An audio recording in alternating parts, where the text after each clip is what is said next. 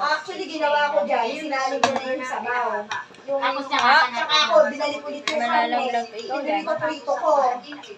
Para magmanya mo siya. Eh, sinama ko na rin yung Gillian. Baka malaglaga. Okay, baka kung anong pagbutin niya. Makain. O, kunin mo yung kanin. Sarap! Ay, sarap! O, may adobo ka ba? Kaya nga basahin dito na yung ano namin sa ginano ba naman sa Yung ano, sa... yung pang ano namin sa ulan sa taas. Gillian, malaglag yung paa. Baka lumusot. Hilahin niya yung ano. Babag ka! Dance, dance, dance! Dita ang saya!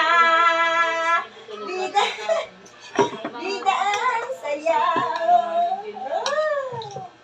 Mainit daw yung milk. Holiday pala si Mac din bukas. Ay, hindi, Tuesday lang ngayon. Wednesday lang pala.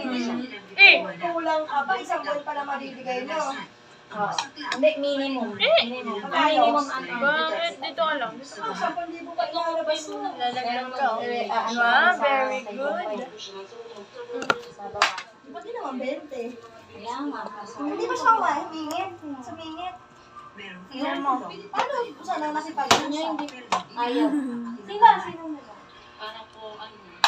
Pwede kasi si Jawo, hindi na ako binayaran. Ano naman yun? Got ano? Sunod, pero pagka natapos mo, Paano hulog? everyday.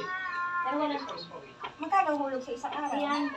So, idadala mo sa Gcash. Ilang buwan? 2 months? Hindi.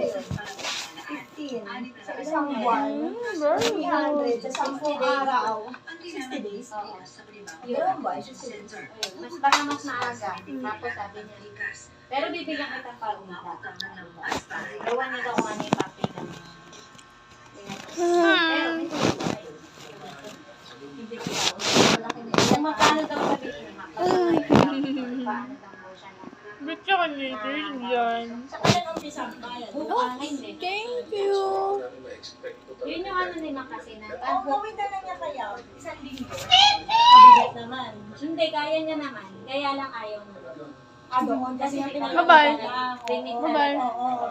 Eh di, mama, Gcash mo na lang pala. Bye-bye. Tapos pwede na rin Gcash ang pag-send ng pera.